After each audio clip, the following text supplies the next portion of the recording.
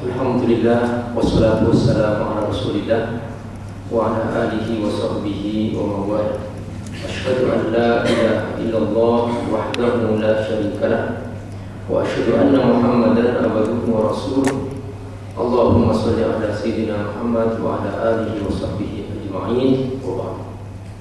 Tema kita adalah Ramadan, bulan produktivitas. Izinkan saya pada kesempatan ini untuk melakukan pendekatan tafsir Al-Quran, karena saya menemukan ada beberapa poin penting dari struktur Al-Quran tentang Ramadan. Coba perhatikan ayat yang akan kita bahas pada kesempatan ini.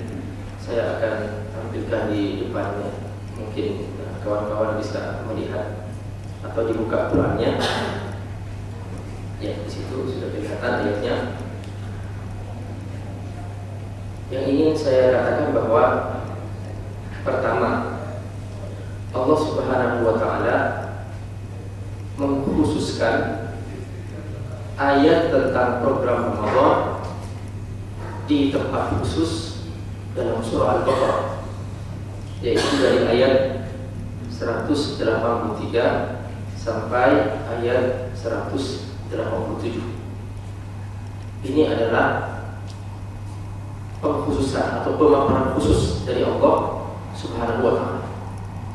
Dan kalau kita perhatikan letak ayat ini sangat strategis, karena ternyata Allah Subhanahu wa taala meletakkan ayat tersebut setelah pembahasan mengenai kisos.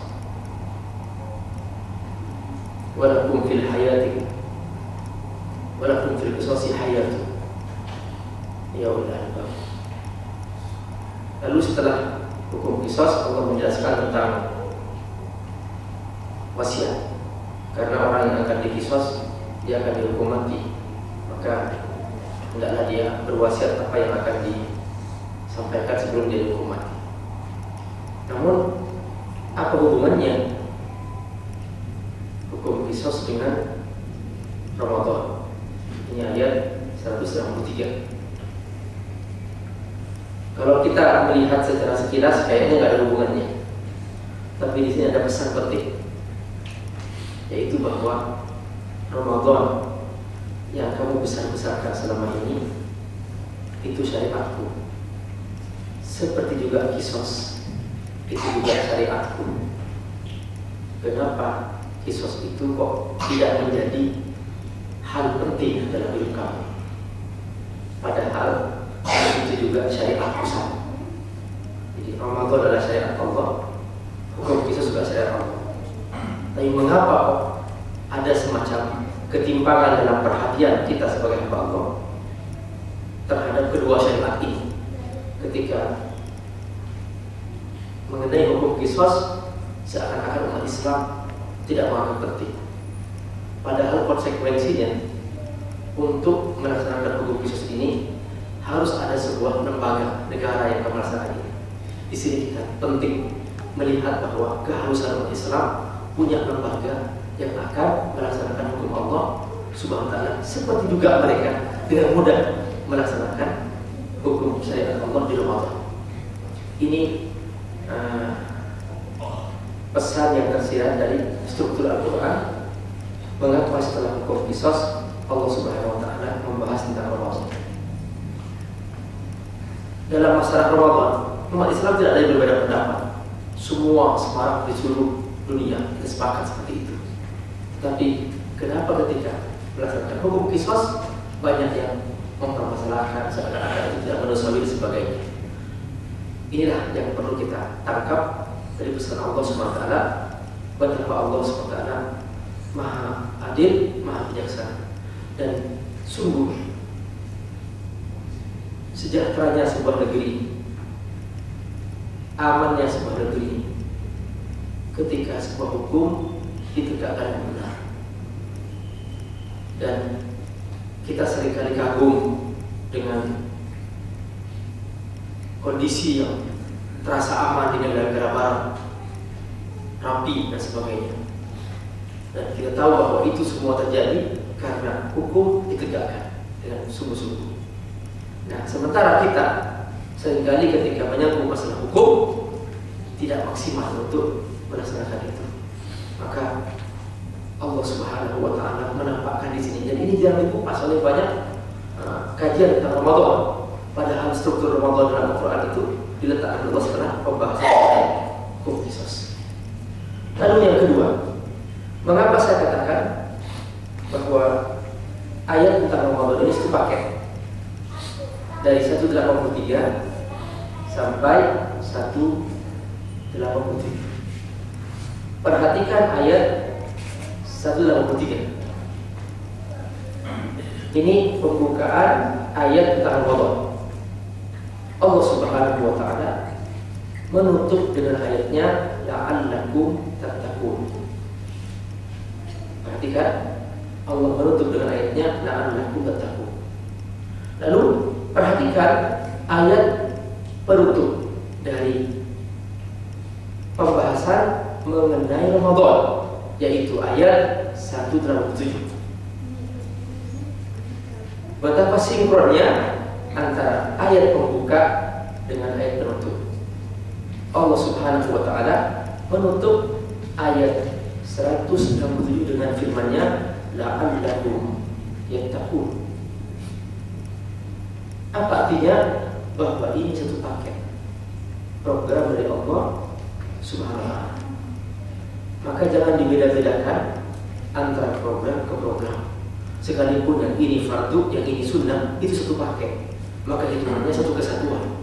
Nah, di sini banyak orang Islam salah paham, sehingga kemudian yang dianggap sunnah disepelekan, yang diambil hanya rukunnya saja, sehingga dia hanya kebagian puasanya. Jangan-jangan Nabi memaksudkan bahwa di antara mereka yang berpuasa itu hanya kebagian 8 hausnya, karena yang diambil hanya program puasanya. Padahal yang di Ramadan itu banyak program-program lain yang itu juga tidak kalah pentingnya dengan puasa.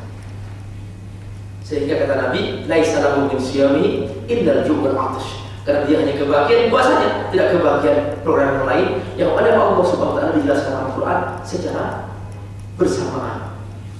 Dan penting sekali untuk saya jelaskan di sini, mengapa saya katakan itu paket. Dalam ayat yang dirangkai oleh Allah ini langsung secara lengkap. Di sini saya ringkas saja dulu. Pertama-tama sebagai tahu apa saja program yang Allah letakkan di sini. Pertama, asyiyam. Kutiba alaikumus syiyam. Lalu setelah itu Allah menjelaskan tentang baca Quran. Syahrul Ramadan alladzi unzila fihi Quran. Setelah itu program memaksimalkan bersama Allah, entah berupa doa maupun salat, bahwa Allah sangat dekat di Ramadan. Wa idza sa'alaka ibadi anni fa inni qarib. Di sini siang malam kita bersama Allah, berdoa, kemudian memaksimalkan salat malam, kemudian itu semua di sini diringkas dalam satu ayat, yaitu wa idza sa'alaka ibadi anni fa inni qarib. Setelah itu tentang program sahur. Di sini Allah ingin menjelaskan waktunya, bahwa sahur ini ibadah, bukan sekedar makannya. Kalau soal makannya selesai, tapi di sini ibadah. Waktu sahur ada waktunya yang paling tepat, yaitu menjelang fajar sampai terbit fajar. Allah sendiri menjelaskan di sini, wa kulu washrabu hatta yatabayyana al-khaytul abyad min al-khaytil aswad min al-fajr. Perhatikan di sini bahwa di sini kata Allah yatabayyan, sampai jelas terbit fajar. Bahwa ini waktu sahur yang Allah ajarkan. Nanti kita jelaskan secara khusus. Puncak Ramadan ditutup dengan i'tikaf. Makanya Allah penutupnya apa? Wala tubashiruna wa antum aqifun fil masajid. Puncaknya i'tikaf. Persis Al-Quran sendiri meletakkan di bagian akhir dari penutup ayat, dari ayat terakhir tentang Ramadan. Subhanallah. Baru setelah itu ditutup dengan la'allahum yattaqun. Kata Allah, kadzalika yubayyinullahu ayatihi lin-nas la'allahum yattaqun. Bahwa di sini ada pesan bahwa dari awal program sampai penutup program itu semua satu kesatuan untuk mengantarkan kamu menuju takwa. La'allahu yattaqun. Inilah yang ingin saya katakan itu pakai. Dan ternyata kalau kita masuk ke hadis, silakan buka hadis Riyadhus Shalihin tentang Ramadan. Di situ kita akan menemukan bahwa Rasulullah SAW sendiri menggunakan redaksi yang sama, tentang ibadah Ramadan, yang satu sekalipun rukun dan yang satunya sekalipun sunnah, tapi Nabi menggunakan redaksi yang sama, faedah yang sama, tidak ada bedanya. Bahwa ini satu paket, kamu jangan beda-bedakan. Ini semua satu rangkaian dalam satu paket Ramadan. Mari kita lihat hadis pertama. Nabi bersabda, "Man shoma Ramadan imanan wa ihtisaban, ghufira lahu ma taqaddama min dhanbi." Ini saya setiap kali baca hadis ini saya selalu hati-hati. Karena teringat dulu di kampung setiap Ramadan selalu ada pertandingan sepak bola dunia, dan Bapak Kiai itu juga termasuk suka bola gitu. Dan pas khutbah Jumat dia terngiang-ngiang dengan bintang pemain Argentina sampai mengucapkan "Man shoma Maradona."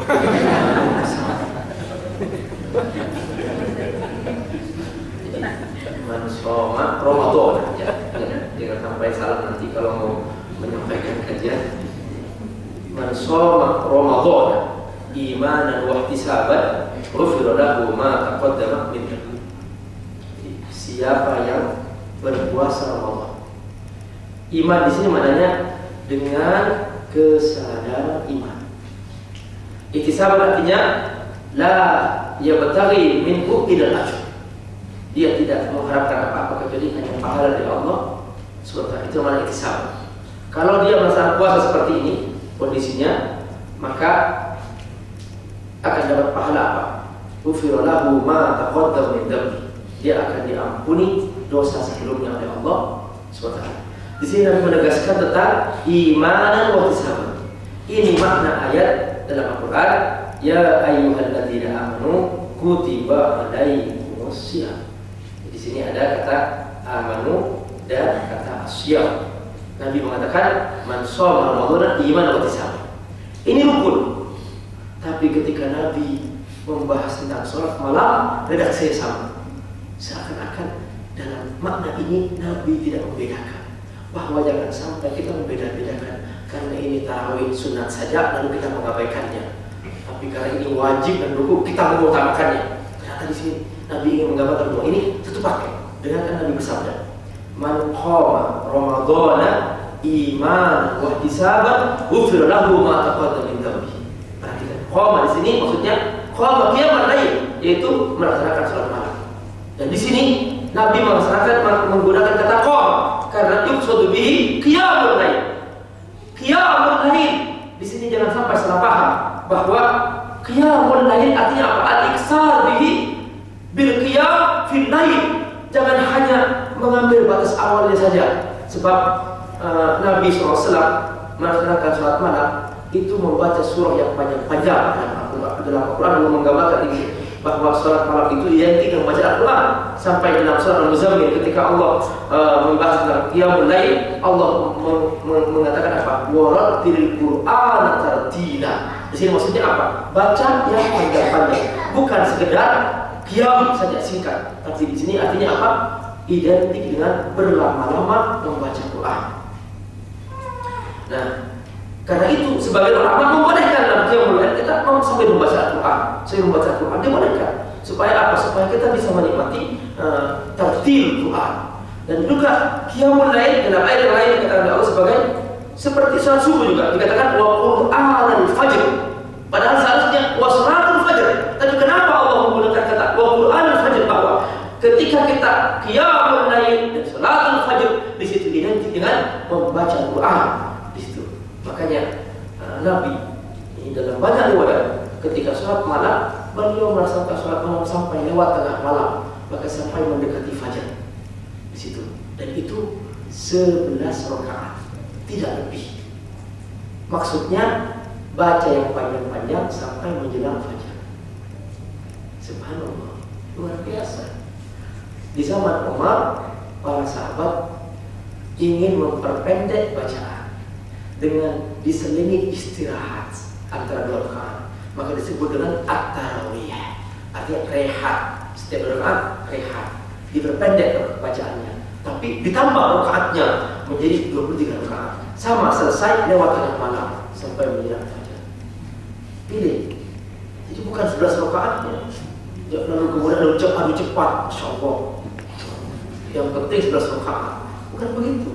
Jadi di situ makna bahwa kita berlama-lama sholat malam. Dan ini juga tidak ada perbedaan pendapat antara ulama di Saudi juga. Mereka kalau iktikaf Ramadan, mereka juga sholat malam sampai menjelang fajar, dan ditambah rakaatnya karena mereka baca lebih pendek, yaitu mereka melaksanakan 33 rakaat. Subhanallah, 33 rakaat. Dan saya teringat Abu Hanifah, dalam Manaqib Abu Hanifah, beliau disebutkan oleh murid-muridnya Al-Maqsur an Abi Hanifah, bahwa Abu Hanifah diceritakan bahwa kana yaqumul lail fi rak'atin wahidah wa yakhtimul Qur'an. Abu Hanifah menghatam Al-Quran setiap malam dalam 1 rakaat. Jadi itu dari Nabi. Kalau kita ingin baca semua Quran 1 rakaat, selesai menjelang fajar juga sama. Nah, tinggal pilih mau versi Abu Hanifah, silakan. Mau versi yang 11 rakaat tapi menjelang fajar selesai, berlama-lama. Maksudnya apa? Maksudnya jangan berhenti yang di masjid saja. Selesai kita pulang ke rumah, tambah lagi perbanyak sholat malam, dan jangan sampai kita kehilangan kesempatan yang mahal ini sehingga kita hanya merasa cukup di masjid, setelah itu kita tidak menambah di rumah. Bersungguh-sungguh untuk mengutamakan ini. Dari sini makna ayat yang berbunyi apa? Wa idza sa'alaka ibadi anni fa inni qarib. Subhanallah. Allah mendekat di Ramadan, khusus hamba-hambanya. Subhanallah. Lalu apa kata Allah? Falistajibu li wa yu'minu bi. Segera istijabah. Subhanallah. Makanya di sini suasana kehambaan kepada Allah terasa di bulan Ramadan. Ikhwatul iman rahimahullah, ini pembahasan mengenai struktur Al-Quran tentang ayat-ayat Ramadan. Lalu kemudian saya ingin membahas secara khusus tentang bagaimana Allah Subhanahu wa taala cara mengkondisikan kita di Ramadan supaya kita mencapai puncak produktivitas. Di sini sebetulnya makna produktivitas ini adalah yaitu al-amal lillah, ya, termasuk juga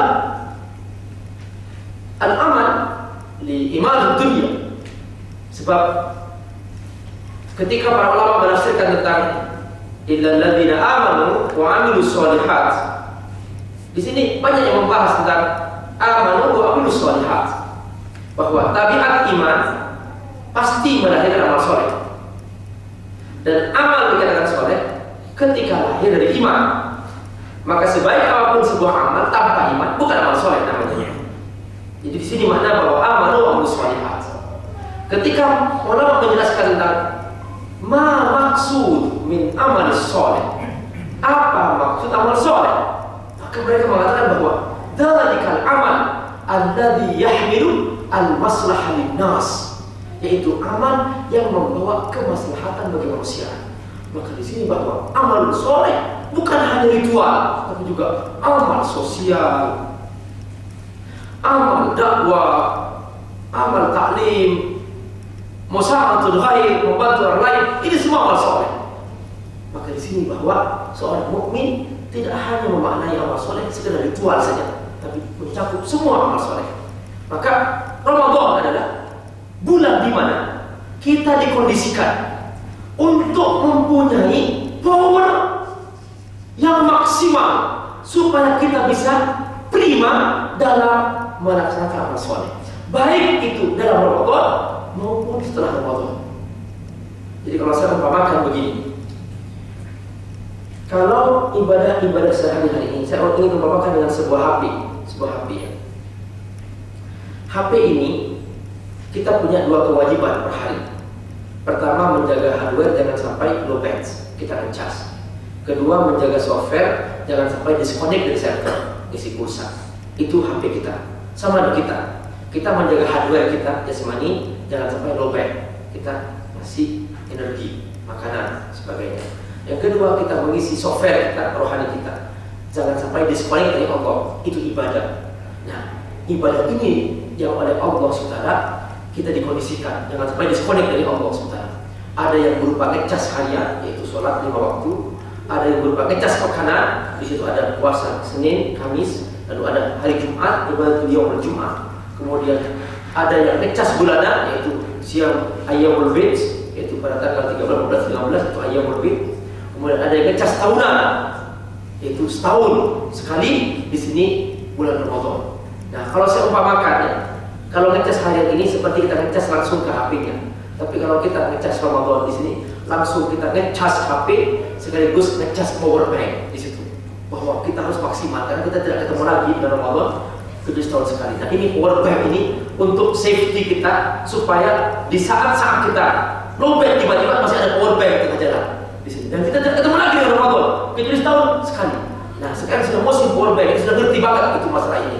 Nah, makanya kalau kita tidak maksimal di power bank, nanti begitu lewat Ramadan kita tiba-tiba lowbat, sudah akhirnya tersendat-sendat, kita akhirnya banyak tidak terkomunikasikan, banyak yang putus dan sebagainya.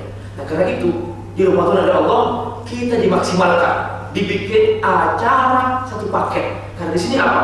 Di sini bukan hanya ngecas HP kita, tapi juga ngecas power bank di saat yang sama. Mari kita lihat bagaimana Allah mengkondisikan kita secara maksimal. Saya bagi 4 dalam acara ini. Yang pertama, acara siang hari secara khusus atau pengkondisian siang hari secara khusus. Yang kedua, pengkondisian malam hari secara khusus. Yang ketiga, pengkondisian 10 hari terakhir Ramadan. Yang keempat, pengkondisian 24 jam unlimited time tanpa ada putusnya sama sekali. Tergantung di mana kita mampu diisi ibadah itu. Inilah 4 ibadah yang paling 4 pengkondisian dari Allah supaya kita nanti begitu kita lewat Ramadan kita sudah maksimal, yang HP kita sudah full ngecas dan power bank kita juga sudah full ngecas, maka kita sudah posisi aman, langsung kita take off untuk ketemu Ramadan tahun depan. Nah, ini yang ingin kita ceritakan di sini. Mari kita lihat bagaimana Allah Subhanahu wa taala cara mengkondisikan kita di siang hari. Di siang hari oleh Allah kita dikondisikan apa? Jangan mendekat yang halal. Be away from halal things. Artinya kita mengambil jarak dari yang halal. Subhanallah. Makanan halal, keep away. Minuman halal, keep away. Istri halal, keep away. Subhanallah. Malam masih boleh. Ini untuk 10 pertama Ramadan. Bisnis is okay, silakan laksanakan. Subhanallah. Allah masih, tapi sudah mulai di sini dikondisikan. Dan ternyata saya menemukan definisi dari para ulama bahwa jalan untuk menuju takwa artinya apa? Biasakan mengambil jarak dari yang halal. Subhanallah. La yattaqil 'abd hatta yata'awwad ay yabta'ida 'anil halal liyakuna ab'ad minal haram. Tidak bertakwa seorang hamba sampai dia membiasakan diri mengambil jarak dari yang halal supaya semakin jauh dari yang haram. Subhanallah. Seperti sebuah paper. Di sini rahasianya. Makanya kata Allah ketika bicara tentang siyam, la'allakum tattaqun. Kita paham di sini. Subhanallah. Ayyuhallazina. Mari kita lihat lagi. Ketika Allah bicara tentang siyam, karena ini rukun, Allah detail sekali. Pertama, supaya tidak ada alasan, Allah langsung stop. Karena kadang-kadang orang kalau ditaklif, pertama yang muncul, aduh, gitu. Waduh, banyak banget. Waduh, berat banget. Biasanya begitu. Kerja taklif. Maka supaya tidak muncul, supaya tidak muncul, wah kok berat banget. Langsung Allah stop dengan apa? Yang diwajibkan puasa bukan hanya kalian, tapi sebelum kalian manusia juga wajib puasa. Kama kutiba 'alal ladzina min qablikum. Ini alasan syariat supaya tidak ada orang mengeluh dengan puasa. Langsung bukan hanya kalian wajib puasa, sebelum kalian juga puasa. Maka kalau kalian ingin dikatakan manusia, puasa. Kalau tidak ingin dikatakan manusia, jangan puasa. Karena kalian penting nggak puasa. Jadi ciri manusia berpuasa, ciri binatang nggak ada puasa. Pilih. Begitu. Subhanallah. Makanya manusia sebelumnya juga wajib puasa. Hanya bedanya syariat Allah untuk umat terdahulu itu setahun. Jadi nabi sebelumnya puasa setahun. Sampai ke Nabi Daud dikurangi sehari puasa sehari tidak. Terus kemudian sampai kita menjadi hanya sebulan. Tapi kata Allah, kata Nabi, kalau kamu ingin pahala setahun seperti umat terdahulu, tambah 6 hari bulan Syawal. Makanya kata Nabi, man shoma Ramadan wa adhafa sitta min Syawal kana kasyiyamid dahr.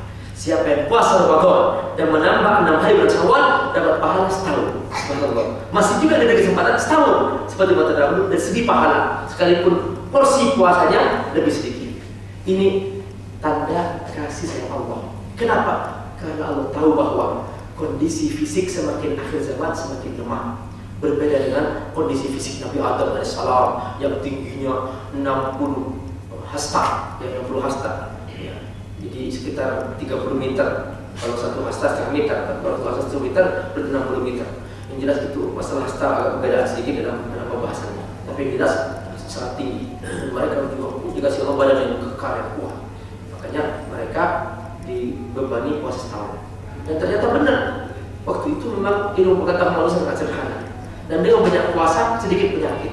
Karena penyakit kadang-kadang datang dari makanan. Sekarang Allah memajukan ilmu pengetahuan terang. Maka manusia jarang dipersedikit puasanya, sehingga berimbang antara macam-macam penyakit yang tumbuh muncul. Jadi itu kata karena makan. Sungguh semakin kita mengurangi porsi makan, semakin kita sehat. Itu benar. Karena apa? Karena banyak penyakit muncul karena makan. Dan umat terdahulu tidak banyak penyakit karena memang mereka jarang makan.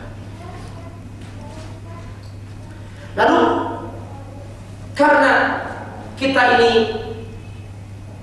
diberi porsi sedikit oleh Allah untuk puasanya, maka Allah mengatakan supaya kita tidak mengeluh, Allah segera menegaskan bahwa jangan mengeluh.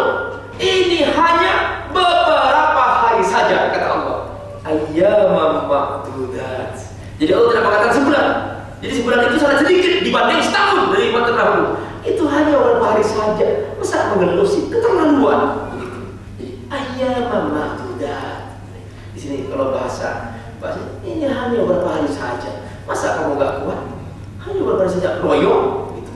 Makanya tidak pantas hanya beberapa saja tidak produktif. Harus produktif. Masa setiap saat jam sesaat lama banget. Tidak pantas begitu. Hanya ayyaman ma'dudat. Hanya beberapa hari saja. Lalu kemudian Allah tahu bahwa kemampuan akhir zaman ini sangat terbatas. Makanya kemungkinan banyak orang carikan alasan supaya tidak puasa. Mungkin ada yang akal-akalan dengan dia tidak berpuasa, nanti akan saya ganti adalah di hari yang lain, sehingga menganggap enteng. Kemudian dia tanpa alasan, kemudian dia membatalkan puasanya di siang hari hanya alasan karena mungkin dia ingin rehat dan sebagainya. Maka Allah SWT langsung menegaskan, menutup alasan seperti ini.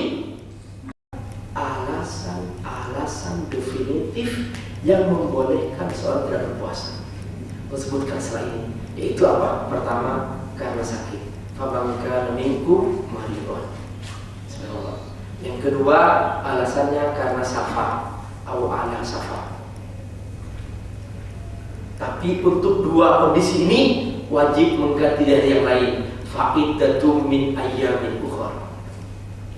Pak Ustaz, bagaimana kalau aku safar nggak capek Pak Ustaz? Iya, capek nggak capek tetap dibolehkan. Kalau mau puasa boleh, nggak puasa juga boleh. Karena Allah sebutkan safar. Loh, Pak Ustaz kan saya ke Jepang enak kok, nggak capek, jadi terasa dingin. Jadi saya bisa puasa. Kalau mau puasa silakan. Tapi kalau mau tadi nggak apa-apa kata Allah. Karena alasannya safar.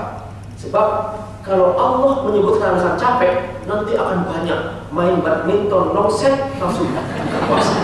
Nah, capek nanti semua banyak sekali. Makanya Allah nggak pakai alasan capek, tapi alasan safar. Gitu. Subhanallah. Di sini rahasia detailnya Allah menggunakan bahasa sangat detail, sehingga tidak ada alasan-alasan yang dibikin-bikin oleh manusia. Kemudian setelah itu kata Allah, ketuaan, tidak sanggup berpuasa.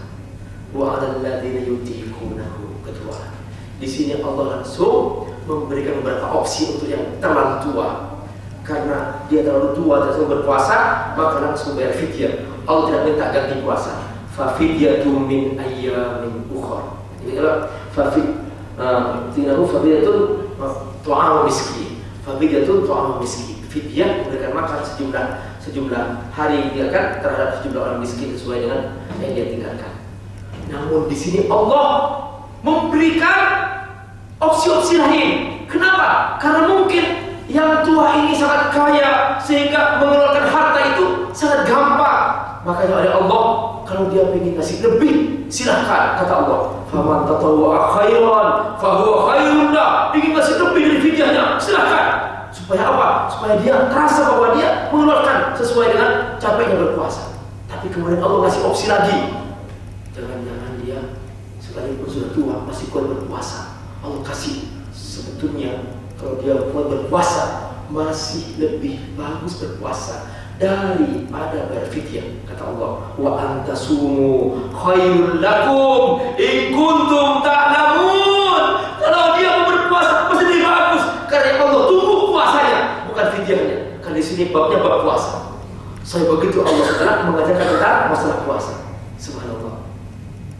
Lalu kemudian ayat benar Allah pindahkan lagi gini tentang la'allakum ini. Itu tuh perhatikan, in kuntum ta'lamun, bahwa untuk mencapai level mengutamakan puasa, menjaga puasa, bersungguh-sungguh puasa membutuhkan ilmu. In kuntum ta'lamun, butuh ilmu untuk itu.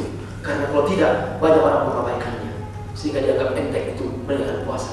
Dan ingat bahwa umat terdahulu dilaknat oleh Allah karena mereka suka menggeser-geser puasa. Ketika mereka di musim panas, mereka mengatakan, aku tidak puasa hari musim ini karena kepanasan, nanti kami ganti di musim dingin. Itu yang membuat Allah murka pada mereka, sehingga mereka seenaknya menggeser puasa. Kata Allah, in kuntum ta'lamun, di sini butuh ilmu untuk menanamkan kesungguhan dalam kita menjaga puasa.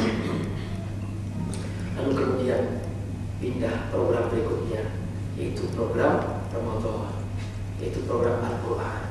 Subhanallah, di sini pada Allah menyebutkan syahrul Ramadan alladzi unzila fil Qur'an. Seakan apa, perhatikan dua kosakata ini, Ramadan, Quran, Ramadan, Quran, Ramadan, Quran, Quran, Ramadan.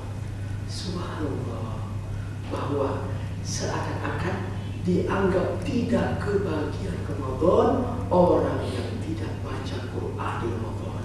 Subhanallah. Ini makna pertama. Makna kedua, bahwa Ramadan identik dengan baca Quran. Subhanallah. Maka siapa yang tidak memaksimalkan membaca Quran di Ramadan, dia seperti tidak menghargai Ramadan. Bahkan perhatikan ayatnya, ketika Allah mengidentikan Ramadan di sini, Ramadan Quran.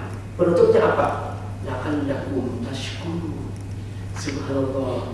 Dianggap tidak mensyukuri Ramadan mereka yang tidak menghidupkan Ramadan dengan Al-Quran.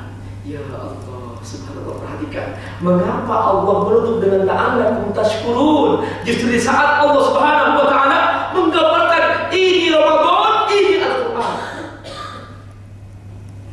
Karenanya ayat bunda Allah, ketika saya perhatikan Rasulullah SAW begitu masuk Ramadan langsung berduaan dengan malaikat Jibril mengharamkan Quran. Ini disebutkan dalam Sahih Bukhari. Subhanallah.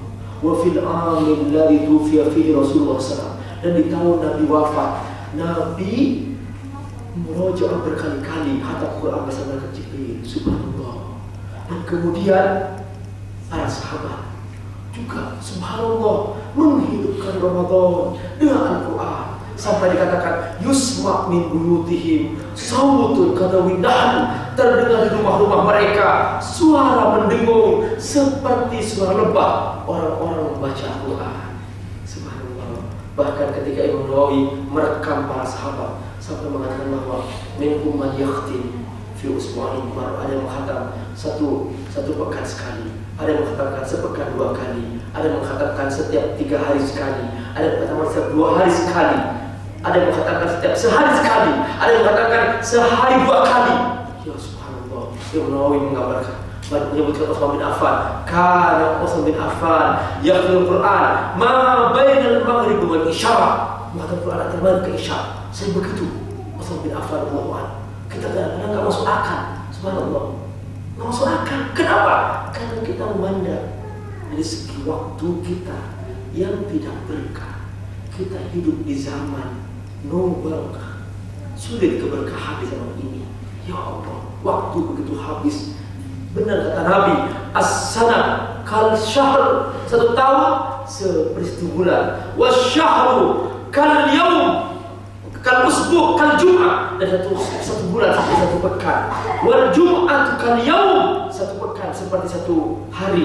Wal yaumu kas sa'ah, 1 hari seperti 1 jam. Was sa'atu kat daqiqah, 1 jam seperti 1 detik.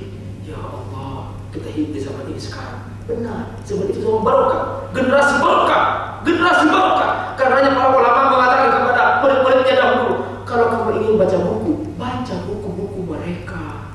Mereka hidup di zaman barokah. Imam An-Nawawi, Imam Ibnu Taimiyah, Imam Asy-Syafi'i, baca buku mereka. Mereka hidup di zaman berkah supaya kita kebaikan berkahnya. Imam Qayyim Al-Jauziyah, mereka ahli barokah. Subhanallah, kita kebagian keberkahan mereka. Jadi ini makna keberkahan. Benar, sungguh. Jangan heran kalau kemudian kita kaget mendengar mereka begitu cepat, begitu luar biasa jumlah menghafal Al-Quran. Sungguh kita seringkali heran, tidak masuk akal. Bapak Ibu, terus terang, Quran itu sedikit. Saya seringkali melihat orang khatam novel 800 halaman sehari. Saya sering ketemu orang seperti ini. Benar. Padahal tulisannya kecil-kecil. Ini Quran besar-besar tulisannya. Ada terjemahannya lagi. Jadi sedikit sekali. Itu pun hanya 500 halaman. Sungguh. Yang banyak setannya. Alasannya yang banyak. Begitu pas 3 baris mulai pelik di sini. Setelah halaman sakit pinggang sudah. 1 halaman kemeng di betis. Sudah kayaknya nggak bisa berlanjut deh, besok lagi dah. Sudah. Benar. Itulah bagaimana setan bekerja keras, membuat kemeng di sini, kemeng di sini. Pokoknya dibikin kita kemeng. Baru duduk sudah mulai kayaknya sudah pecah-pecah hurufnya tapi ya. Makanya jangan heran. Dan ini yang dipahami oleh para pendahulu kita. Mereka paham seperti ini. Ramadan Quran. Subhanallah, mereka paham seperti ini. Ketika mereka, para ulama fikih, pas menjelang Ramadan, bilang kepada muridnya, qad jaa syahrul Quran, wahai muridku, sudah datang bulan Al-Quran. Izinkan aku bersama Quran. Maka semua bersama Quran. Imam Syafi'i, jangan heran ketika Imam Syafi'i kana yakhtimu Syafi'i fi Ramadan 60 khatmah. Imam Syafi'i langsung kalau bersama Quran 24 jam, dia bersama Quran siang malam bersama Quran, maka dia menghatam Quran 60 kali hatam. Subhanallah, kita heran. Subhanallah, ini ulama fiqh. Ada ulama hadis. Imam Ad-Dhahhak, saya baca dalam kitab Al-Bazzi, ya, dalam kitab Al-Bazzi, Tahdhibul Kamal tentang para perawi. Imam Al-Hadis, Imam Ad-Dhahhak, dia mengatakan apa? inni kuntu urid an usabiqas syafi'in. Dia mengatakan muridnya, aku ingin minta izin bahwa ini Ramadan sudah tiba, bulan Al-Quran. Aku ingin seperti Imam Syafi'i, akhtimul Quran sittin khatmah, menghatamkan 60 kali khatam. Kata Abdul Haq, aku ingin seperti itu. Akhirnya apa? Dia minta izin ke muridnya. Lalu begitu dia mulai membaca Quran, Ramadan selesai, dia mengatakan, fama khatamtu illa tis'al khamsina khatmah. Ternyata aku hanya bisa menghatamkan 59 kali khatam. Lalu pun dia mengatakan, aku akan mencoba tahun depan, mungkin kurang maksimal. Tahun depan dia mencoba lagi, sampai kemudian dia maksimal. Terakhir selesai Ramadan, dia hanya bisa menghatamkan fama khatamtu illa tis'al khamsina khatmah. Ternyata aku hanya bisa menghafalkan 59 kali khatam. Lalu di akhir dia mengatakan apa? Ya Allah, khusus dari Syafi'i. Jangan-jangan Allah mengkhususkan 60 kali khatam itu untuk Imam Syafi'i saja. Untuk aku hanya 59 kali khatam. Untuk kita kenapa? Nah, ini kalau sudah ada gerakan begini, tidak ada khusyuk karena tidak akan bertemu antara perut dengan hati. Ini lanjut atau berhenti sih? Soalnya ini panitia, masya Allah, gerakan-gerakannya yang menggoda. Ini tinggal berapa lama? Ini masih panjang, ini baru saya menjelaskan berapa? Belum masuk ke terakhir belum.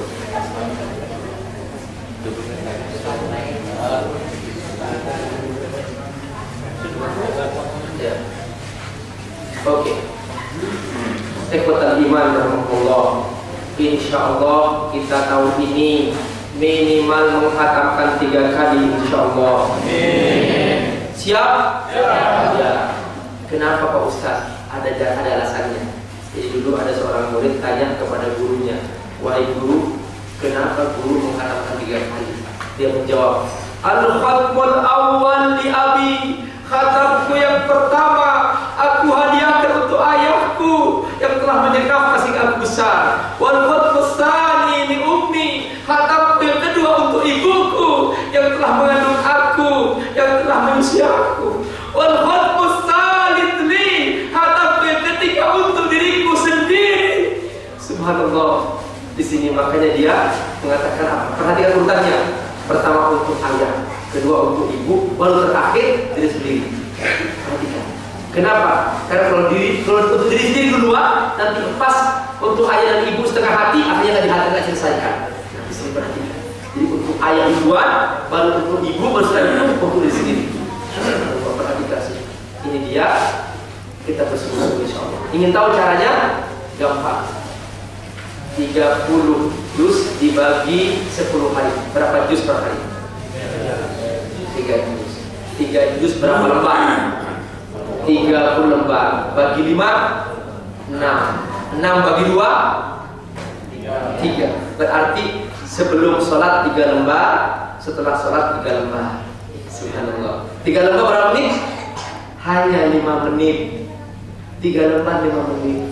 Subhanallah. 5 menit 3 lembar. Bakhil sama Allah, nggak menginfakkan waktu 5 menit sebelum sholat. Ya Allah, 5 menit saja 3 lembar. Selesai sholat 3 lembar lagi. Subhanallah, selesai 3 juz insyaallah. Ingat tadi hadiahkan untuk ayah bunda kita semua. Perhatikan. Lalu kemudian setelah itu di sini ada sedikit iltifat ya, iltifat. Artinya kenapa Allah kok nampak mengulangi lagi tentang sakit dan safar? Padahal sudah dijelaskan baik sebelumnya. Ini ada pertanyaan. Kenapa kok Allah mengulangi lagi sakit safar di sini untuk mengganti yang lain? Nah, kalau yang tadi menjelaskan tentang cara atau alasan yang membolehkan kita tidak puasa, bahwa di situ ada sakit, ada safar. Kalau di sini Allah ingin menjelaskan bahwa sebetulnya Allah Subhanahu wa taala bukan ingin kalian memudahkan dengan puasa, tapi sebetulnya ingin menunjukkan bahwa agama ini bukan agama yang menyiksa diri. Tapi ketika kalian memang sudah tidak mampu berpuasa karena sakit dan tidak mampu berpuasa karena safar, silahkan. Karena ini kemudahan agama kita. Di sini kata Allah, yuridullahu bikumul yusra wala yuridu bikumul usra. Subhanallah, ini agama fitrah manusia. Allah ingin kemudahan dari kalian, bukan ingin kesulitan sampai menyiksa diri. Jadi jangan sampai menyiksa diri. Kalau sudah tiba saat kita sakit harus berbuka untuk berobat dan sebagainya. Itulah makna penting dalam ayat ini. Kemudian ini tentang doa. Bahwa program yang juga Allah ajarkan di sini memperbanyak doa, memperbanyak ibadah, memperbanyak sujud. Karena Allah sudah mendekat di Ramadan, subhanallah, semakin dekat dengan kita. Nah, inilah Allah tegaskan bahwa apa artinya bahwa kalau di luar Ramadan waktu mustajab itu hanya sepertiga malam terakhir, tetapi di Ramadan 24 jam. 24 jam. Makanya kata Nabi, inna lis-shaim da'watan la turad. Orang yang sedang berpuasa, doanya tidak pernah Allah tolak. Subhanallah. Terutama kapan? Kubailan iftar, menjelang buka puasa dari sudah asar sampai maghrib. Ini waktu paling mustajab, puncak mustajab. Ini menjelang buka puasa. Tapi saya, ikhwatal iman, Allah, ada setan menjelang buka puasa. Itu setan ngebuburit. Setan ngebuburit. Ini nggak tahu setan dari mana didatang begitu banyak. Akhirnya banyak orang Islam buang-buang waktu, jalan-jalan, mau kemana bu? Nunggu buka puasa Pak Ustadz. Ya Allah bu, gak usah ditunggu, pasti datang tuh buka puasa. Ya Allah. Lalu kata Allah, orang yang memperbanyak mendekatkan diri kepada Allah di Ramadan, ini dia orang yang benar. Perhatian penutupnya, la'allahum yarshudun. Subhanallah. Penutupnya itu mengandung makna penting dalam tentang Ramadan ini. Setelah itu, Allah perhatikan, Allah menyebutkan tentang sahur, Dan di sini Allah menyebut sahur bukan sekedar makannya, tapi waktunya yang Allah inginkan, yaitu bahwa waktu sahur yang paling baik menjelang fajar sampai jelas terbit fajar. Di sini Allah menyebutkan hatta yatabayyan. Pak Ustaz, kan ada imsak. Imsak itu apa-apa, bukan wajib berhenti. Ketika saya baca hampir semua hadis tentang sahurnya Nabi, sahurnya sahabat, semua mereka sahur sampai mereka mendengar azan subuh. Subhanallah. Sampai Nabi menegur Aisyah. Aisyah ditegur, kenapa berhenti? Kata Aisyah, sami'tu adzan. Kata Nabi, adzan Bilal. Itu adzan Bilal. Masih adzan pertama, adzan tahajud. Lalu kemudian apa? Kuli wasrabi. Teruskan makan hatta yu'adzin Ibnu Maktum, sampai kau mendengar adanya Abdul Maktum. Li'annahu la yu'adzin illa bil fajr, karena dia tidak ada di waktu fajar. Maka Aisyah melanjutkan makanya sampai mendengar azan. Subhanallah. Berdasarkan ini kemudian Ibnu Hajar mengatakan minal bid'ati ijabul iqaf qabla al-fajr. Termasuk bid'ah mewajibkan berhenti sebelum fajar. Termasuk bid'ah. Kenapa? Karena dia menghalangi keberkahan sahur. Sebab sahur ini ibadah. Banyak orang ketika bangun tidur terlambat, imsak, gak makan sahur, padahal masih waktu sahur, belum fajar, masih imsak. Dia imsak dulu, gak makan sahur. Padahal kata Nabi apa? Tasahharu fa inna fis sahuri barakah. Makanlah sahur, sesungguhnya dalam sahur ada keberkahan. Fa inna Allah wa malaikatahu yusalluna al mutasahhirin. Allah dan malaikatnya membacakan salawat kepada mereka yang sahur. Walau jum'atan mimma, sekalipun seteguk air minum sahur, sekalipun seteguk air karena itu keberkahan. Subhanallah. Ini ibadah, bukan sekedar makannya. Ini ibadah. Salah orang sahur setelah tarawih. Kenapa? Karena itu bukan sahur, itu makan malam namanya. Sahur itu menjelang fajar. Ini dia. Makanya sunnatus sahur at-ta'khir, sudah sahur diakhirkan. Karena ini yang Allah inginkan. Kenapa? Allah ingin sang hamba punya kebiasaan selama sebulan ini bangun sebelum fajar. Karena setelah itu dia akan hidup sepanjang tahun bangun sebelum fajar. Itu di antara rahasianya. Subhanallah. Dan ketika itu Nabi menjelaskan, idza sami'a ahadukum nida wal ina fi yadayhi fala tad'uhu. Kata Nabi, kalau kamu sedang mendengar adzan sahur, adzan fajar, dan kamu sedang makan sahur, fala tad'uhu hatta yaqdi hajatahu, hatta taqdi hajatahu, sampai selesai makan sahur. Subhanallah. Maksudnya kata Nabi, yang di piring, bukan di meja, bukan di kulkas. Pas ada yang di piring dihabiskan. Makanya ketika makan dibikin komprehensif di piringnya itu. Jangan sampai nanti merawat ke sana. Lalu kemudian puncaknya, subhanallah, ini 10 hari terakhir puncaknya. Wala tubashiruhunna wa antum aqifuna fil masajid. Subhanallah. Jangan kamu dekati istrimu. Bapak Ibu perhatikan, apa hubungannya? Kok ayatnya dibuka dengan uhilla lakum lailatas syiyamir rafathu ila nisaikum. Di malam hari kamu masih boleh bersama istrimu. Tapi kemudian ketika bicara itikaf, wala tubashiruhunna wa antum aqifuna fil masajid. Jangan dekati istrimu lagi ketika kamu itikaf. Di sini ada isyarat bahwa 10 pertama masih boleh malamnya, 10 kedua masih boleh, 10 terakhir wala tubashiruhunna, ma minta izin, aku mau itikaf. Subhanallah. Di sini Rasulullah SAW beriktikaf, istri beliau beriktikaf. Memang wanita tidak wajib ke masjid, tapi untuk itikaf ke masjid. Itulah mengapa sampai sekarang di Madinah ada babun nisa, pintu wanita. Sejak zaman Nabi sudah ada itu babun nisa, karena banyak wanita juga beriktikaf ketika mereka di Ramadan. Bahkan Nabi sudah wafat, istri Nabi masih beriktikaf di masjid. Subhanallah. Ini masalah iktikaf, masalah termasuk acara puncak Ramadan.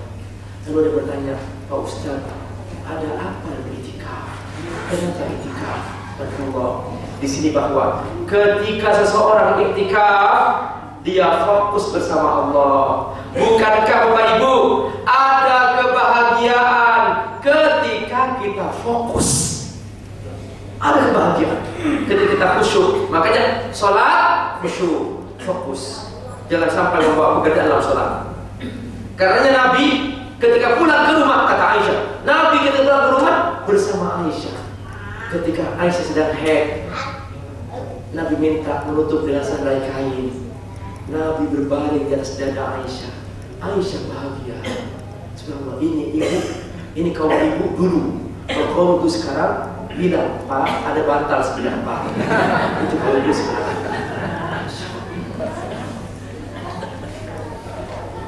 Aisyah. Subhanallah. Aisyah bercerita dalam banyak hal. Sampai kata Aisyah, subhanallah, igtasaltu ana wa Rasulullah fi ina'in wahid. Aku mandi berdua bersama Nabi. Faru'ani orang itu. Di sini hadis yang menegaskan bahwa boleh seorang suami melihat aurat istrinya. Subhanallah. Boleh istrinya. Di sini bahwa faru'ani orang itu. Aku melihat Nabi, dan melihat aku. Ini mandi berdua, ada mandi. Sampai begitu fokusnya Nabi. Masya Allah. Sekarang lagi musim, duduk berduaan sama istri pegang gadget, sudah pegang gadget. Sampai malam. Sudah tidur, masih juga pegang gadget, sudah pegang gadget. Tidur dengan gadget masing-masing. Bangun, mana gadget aku? Gitu. Ini kan gak beres begini keluarga. Sedih banget begini. Ayo kita fokus di rumah, tinggalkan semua. Jadi jangan sampai kita lupa. Makanya Allah ingin bahwa kata Allah, aku sudah izinkan kamu iktikaf di kantormu setahun, di rumahmu setahun. Sekarang aku minta dong 10 hari aja untuk aku di masjid. Tinggalkan bisnis kamu. Karena bicara bisnis dan iktikaf batal. Tinggalkan semua. Pamit istri kamu sudah bersama aku masjid 10 hari. Wala tubashiruhunna wa antum aqifun fil masajid. Tapi sayang, ayat ini sampai di Indonesia berubah. Wala tubashiruhunna wa antum mudikuna fi fantura. Masyaallah. Wa antum mudikun wa antum mudikuna fi fantura.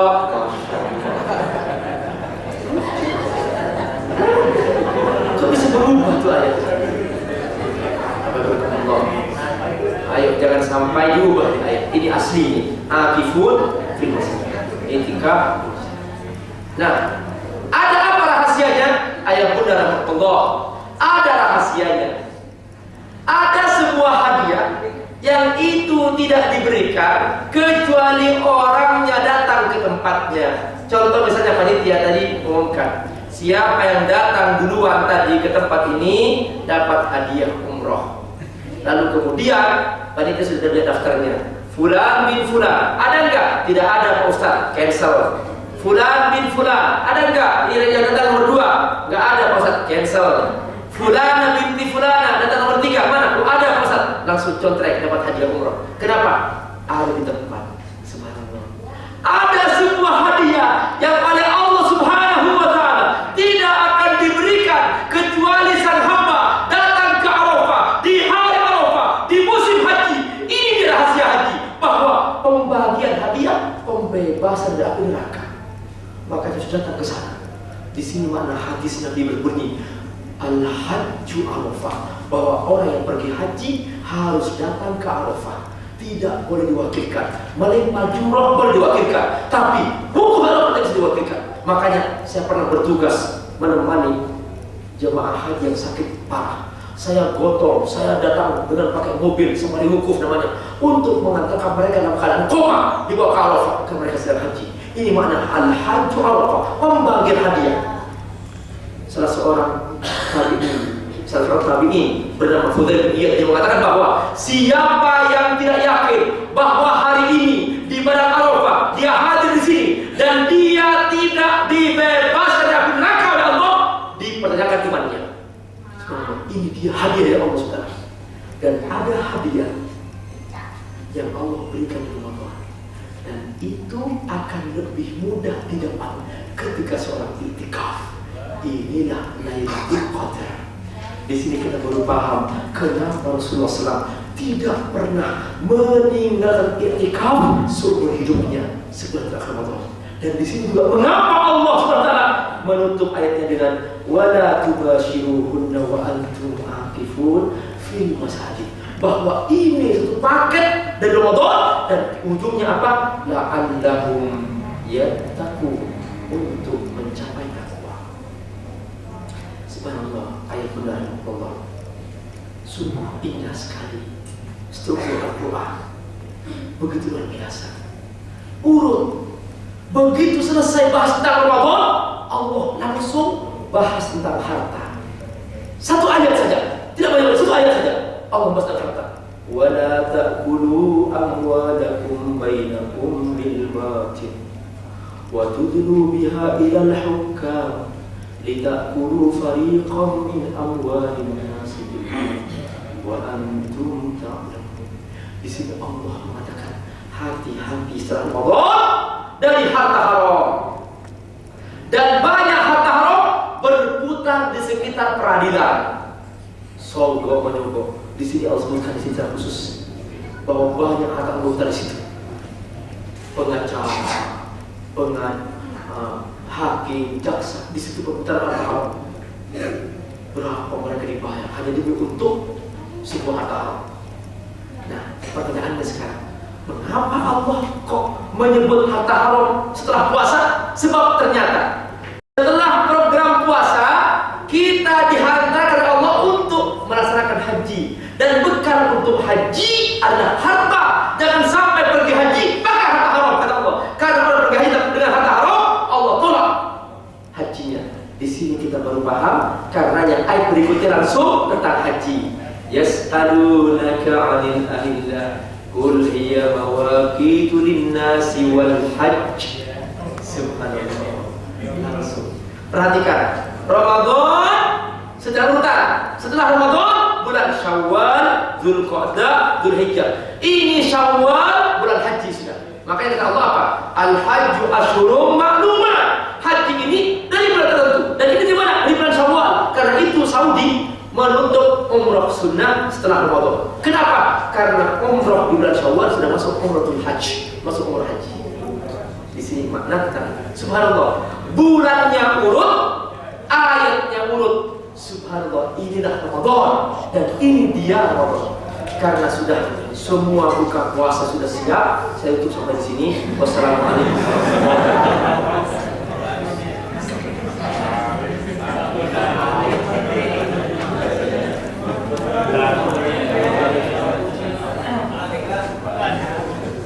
Pemirsa sekalian,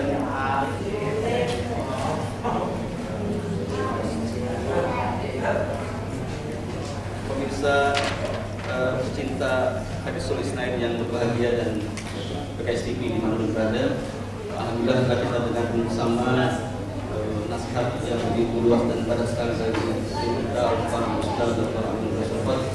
Semoga kita bisa mengamalkan apa yang telah beliau sampaikan, sebagaimana sabda Rasulullah SAW, "Khairukum man ta'allama al-Qur'an wa 'allama." Sebaik-baik kamu adalah yang belajar dan mengajarkan Al-Quran. Masih ada waktu sedikit menjelang berbuka, kita persilakan membuka forum jawab. Silakan dari Ikhwan satu orang, dari Ikhwan ada satu orang. Assalamualaikum warahmatullahi wabarakatuh. Waalaikumsalam.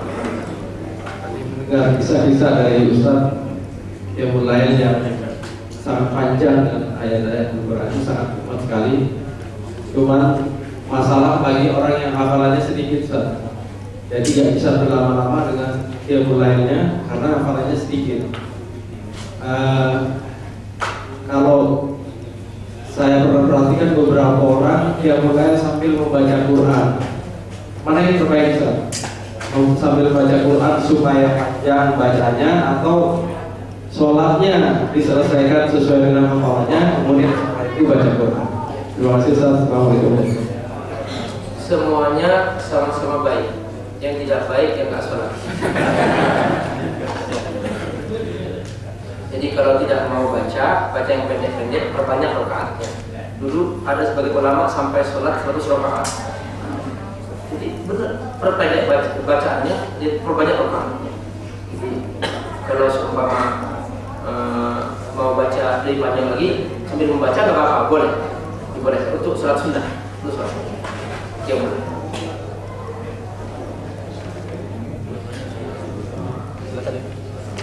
Assalamualaikum warahmatullahi wabarakatuh. Waalaikumsalam. Saya tadi menggarisbawahi bahwa ada amalan yang menjadi baik apabila memang kita hadir di situ. Jadi seperti yang saya bilang, diamalkan dengan pembagian hadiah. Hadiah, ada hadiah. Jadi saya teringat gini, saat kita kan sekarang dengan teknologi yang semakin baik itu mempermudah. Itu juga membuat kita mungkin jadi malas misalnya. Kayak seperti sebuah kajian bisa disaksikan melalui YouTube atau apa. Jadi kadang kita merasa, saya nggak usah datang ke situ. Yang penting saya mendengarkan apa yang disampaikan, tuh sama aja ketika saya di rumah dengan saya hadir di sini. Itu apakah itu juga bisa disamakan dengan seperti itu, bahwa lebih baik kita menghadiri majelis itu ketimbang kita mendengar melihat dari rumah gitu. Itu Ustaz. Itu malah yang datang ke majelis dapat 2 pahala. Pahala pertama dapat pahala mencari ilmunya. Pahala kedua dapat pahala penghapusan dosanya sejauh jarak yang dia tempuh. Kullu khutbatin yahtu biha ihdaha takhuttu hadiah wal ukhra tarfa'u darajah. Ini sama dengan sholat ya. Jadi orang yang pergi jauh mencari ilmu, maka dia salah satunya itu menghapus dosa langkahnya, dan salah satunya dia mengangkat derajat di surga. Itu. Jadi karena dia menempuh jalan ilmu, makanya kata Nabi, "Man salaka tariqan yaltamisu fihi ilman, sahhalallahu lahu tariqal jannah." Orang yang berjalan menempuh mencari ilmu, dia sedang menempuh ke surga. Itu bedanya. Kalau dia yang di rumah dapat 1 pahala, hanya dapat pahala menangkan dapat ilmunya saja. Berbeda. Di sini ada pengorbanan, di sini ada pengorbanan lebih. Jadi jangan menyesal karena datang ke sini, enggak, sama ada pahala lebih.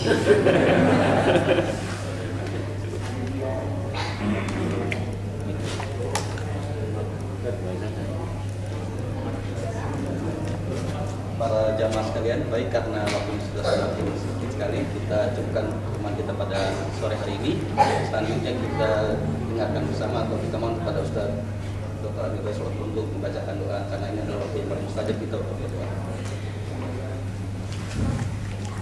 Baca istighfar semuanya. Astagfirullah. Berbanyak istighfar, baca istighfar. Astagfirullah.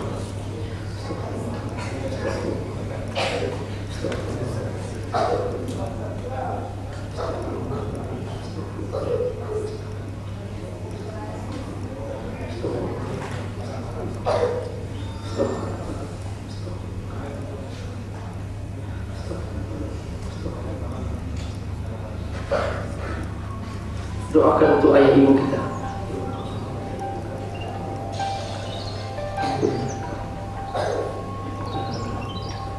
Rabbana atina fid dunya hasanah wa fil akhirati hasanah. Allahumma ighfir lana wa li walidayna wa li ikhwatina wa ummatina wa jaddatina wa ummatina. Ya rabbal alamin. Rabbana hab lana min azwajina wa dhurriyyatina qurrata a'yun waj'alna lil muttaqina. Rabbana atina fid dunya hasanah wa fil akhirati hasanah wa qina adzaban nar. Subhana rabbika rabbil izzati amma yasifun wa salamun alal mursalin.